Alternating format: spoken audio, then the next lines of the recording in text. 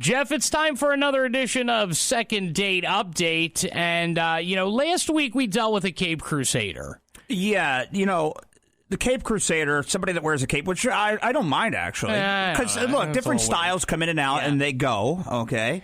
But that didn't seem so bad. We really take a lot of time going through these emails to get these. Absolutely, and I think I spent a lot of time. And when I read this email from our friend Amber, I said, Amber, I need to help you out, if for no other reason than really getting into the bottom of why her dating life seems to be in shambles. A lot of people go through this in their life, and things happen. So, she called on us, and let's help her break that down. Well, Amber, you went out on a date with Charles. He kind of ghosted you. So what happened there? And thanks for joining us this morning. Yeah, thanks for having me. I wish I knew if I knew what happened, I feel like maybe I could deal with it myself, but I'm not really sure. Okay, so you can't think of anything like that you would have said. Did you dress appropriately? Did you shower? Any of those things?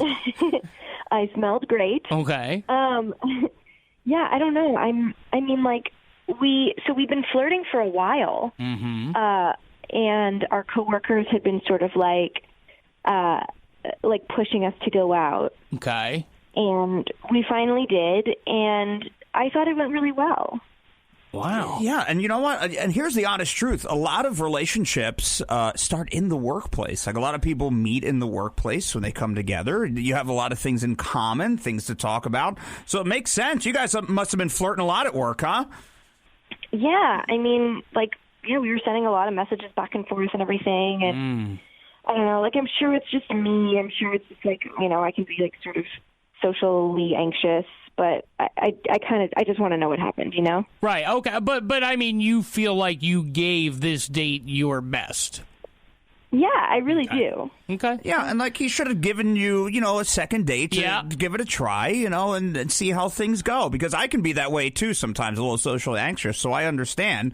Once you get to know me, I'm a nice guy. Yeah. No.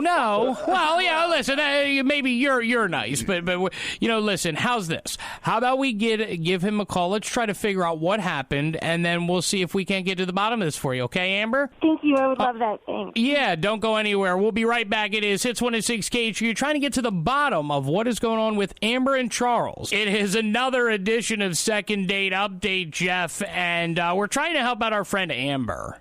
I'll tell you what, Amber let us know that, she worked with Charles. They flirted at work. Yeah. Those things happen all the time. She said they were sending, messages back and forth. Right, and we've worked with people that are married and in relationships and things like that, and they always work out, and it's one of those things that you hear about. So, coworkers said, hey, why don't you guys go on a date and give it a go? Mm-hmm. And she went on the date, thought it went fine, said she was smelling good. Whoa! Which is a positive, good. and Charles went the old ghost train. Wow, and we finally did get a hold of Charles. Charles, good morning. Hello. Hey, how you guys doing?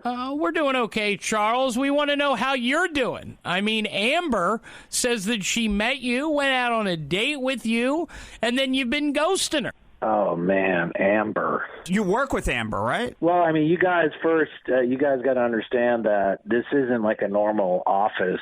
We work for an online company, so we work in our pajamas at home. We're just trusting that the other person on the other end is an actual person. We don't even know. Are you saying that just a hologram? Was she not a person? You go out on this date with her, man, and then you ghost her. Was she not a person? What was going on? Buddy, listen, it's hard for me to kind of explain because I'm still trying to get my arms around it. I go in, the hostess sits me at a table. I told her I was meeting somebody. She said, that's fine. She kind of had a weird look in her face. I didn't even, it just seemed bizarre that maybe she knew something I didn't know. Okay. And she sits me at this table, and then all of a sudden, this hand reaches up on the other side of the table, and it's a freaking finger puppet. You're sitting down, and there's a finger puppet that comes up from the underneath of the table? Right. It just rises like one of those horror films when a hand comes out of the cemetery, Yeah, it just slowly just raised up, and all of a sudden this finger puppet's talking to me. And my initial reaction, I still have a back spasm from just the jolt that I felt of having a hand rise from underneath the table. Like I'm still nursing. So what you're saying is she was sitting there with puppets on her fingers? Yeah. and okay. You know, there were different characters, you know, like you know, and I'm trying to kind of I'm playing along with it, but just kind of with a nervous, you know, tension about the situation. Can you remember any of these puppets? Oh, there were three. Okay. There was Nanette, and this Nanette was I guess what you would call a toaster puppet, maybe. What? You know, like it just would make these loud screams. What else? Okay, and then there was Henrietta the hippo, right? Okay. And she was just like this vivacious, gregarious, you know, cool girl that had a fun side, and you know, it was just that was easily the puppet that you know, it kind of calmed me down. Okay, you know, it wasn't, you know, I can see that. I can see that. Yeah. Then up comes this, like she puts like a little plastic fireman's hat on a finger, right? And this was a finger I hadn't seen, right? And the finger had like handlebar mustache on it, right? Yeah. And it was this character named Ferdinand the fireman. Okay. Right? Okay. And I felt like I was going to start having reoccurring nightmares. So you seem to get along with Henrietta, and Nanette the toaster was fine, but really the fireman, was it he put the hat on the finger? What really stuck out about Ferdinand? Because you really seem to be uncomfortable with Ferdinand. Was he mean? He was gruff, you know, like he had sort of I guess it was based off of maybe some, you know, Boston fireman. You know, there may have been a show or something she based him on or something. But he just you know, it just the voice that she put was just something out of, you know, it just didn't seem right. You know, and then the little plastic hat. It feels like you're not even giving him a chance. What are you talking about? Okay. Listen. Let's get to the bottom of that. Timeout. Let's not fight about Ferdinand. No. Ferdinand has seemed to make an impact here for a second, but for both of them. Yeah. All right. We need to get to the bottom of this. Okay. Maybe it's his fire hat. Maybe it's his mustache. We'll get to the bottom of it next. It's 106 KHQ. All right, Jeff. Second date update here. I very rarely have been in tears.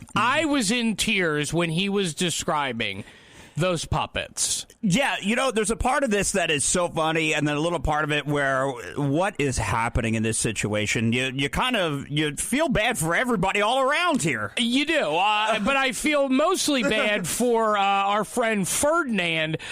Ferdinand is Amber's finger puppet. Amber, you heard what your date Charles had to say, why he's been ghosting you.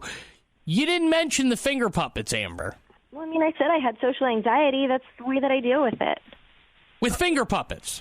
Yeah. I mean, like, just when I'm first meeting people, it takes me a little bit. And then, it's, you know, like with most people, I feel like you get to know them and they put their best foot forward. And then later you realize they're crazy. Like, my crazy, it's right there. You know what I mean? Like, you meet some finger puppets. They're my friends. It's like a good time. You get to know the people that I care about right away.